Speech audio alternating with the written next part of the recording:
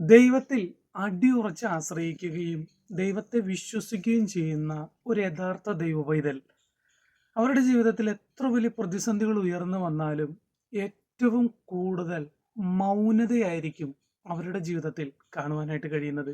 എപ്പോഴും മൗനമായിരിക്കുന്നല്ല, എന്നാൽ ഏറ്റവും കൂടുതൽ മൗനതയായിരിക്കും അവരുടെ ജീവിതത്തിൽ കാണാൻ കഴിയുക. ആ മൗനത ഒരിക്കലും പരാജയത്തിന്റെ അല്ല.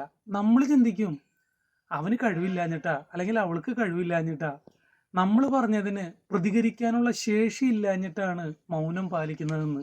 എന്നാൽ ഒരു ദൈവ പൈതൽ തൻ്റെ ജീവിതത്തിൽ ഒരു പ്രതിസന്ധി വരുമ്പോൾ ആ പ്രതിസന്ധി മൗനത്തോടുകൂടെ ഇരുന്ന് അത് ദൈവസന്നിധിയിലേക്ക് കൊടുക്കുകയാണ് ആ ചെയ്യുന്നത്. അപ്പോൾ സംഭവിക്കുന്ന കാര്യം എന്താണെന്നറിയോ? ഈ ശദ്രക്കും മേശക്കും അബേദ്നെഗോവും ദാനിയേല്, ഈ 4 പേരുടെയും ജീവിതത്തിൽ വ്യത്യസ്തമായ നിലവാരത്തിൽ പ്രശ്നങ്ങൾ മറ്റുള്ളവർ കൊണ്ടുവരുവാനായിട്ട് ഇടയായി. 3 പേരെ തീച്ചുളയിലേക്ക് ഇട്ടു, ദാനിയേലിനെ സിംഹക്കുഴിയിലേക്ക് എറിഞ്ഞു. 4 പേരും ദൈവത്തിൽ ആശ്രയിച്ച വ്യക്തികളായിരുന്നു.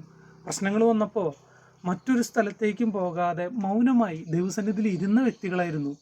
സിംഹത്തിന്റെ ഗുഹയിലിടുമ്പോൾ അയ്യോ എന്നെ ഇടല്ലേ, ഞാൻ നിങ്ങളുടെ കൂടെ ചേരാമെന്ന് പറയാൻ ആ ദൈവമക്കൾ തയ്യാറായില്ല. അവരുടെ മുന്നിൽ വരുന്ന പ്രതിസന്ധിയെ മൗനതയോടുകൂടെ അവർ സ്വീകരിച്ചു. എന്നാൽ അതിൻ്റെ റിസൾട്ട് നിങ്ങൾ കണ്ടോ? അതിൻ്റെ റിസൾട്ട്, ആരാണോ ഇവരെ തീച്ചൂളയിലേക്കും സിംഹക്കുഴിയിലേക്കും ഇടാൻ വേണ്ടി ആഹ്വാനം ചെയ്തത്, ആരാണോ ഇവരെ തകർക്കാൻ ശ്രമിച്ചത്, അവരാണ് അവസാനം തകർന്നു പോകുവാൻ ഇടയായി തീർന്നത്.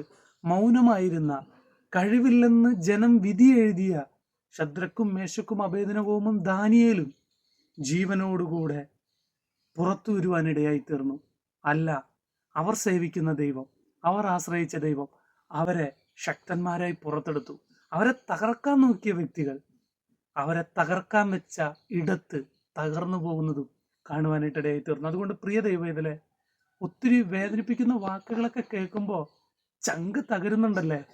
പ്രതികരിക്കണമെന്ന് പലപ്പോഴും തോന്നിയിട്ടും ദൈവത്തോടുള്ള ഭയവും ആ ആശ്രയം കൊണ്ട് പ്രതികരിക്കാതെ മൗനമായി ആരും കാണാതെ കരയുന്ന അവസ്ഥകൾ ജീവിതത്തിലുണ്ടല്ലേ? സങ്കടപ്പെടണ്ട. ദാനിയേലിന് വേണ്ടി ഇറങ്ങിയ ദൈവം, ശദ്രക്കും മേശക്കിനും അബേദ്നെഗോവിനും വേണ്ടി ഇറങ്ങിയ ദൈവം നിന്റെ ജീവിതത്തിലും ഇറങ്ങും. നിന്നെ തകർക്കാൻ നോക്കിയവരുടെ മുന്നിൽ ദൈവം നിന്നെ മാനിക്കും.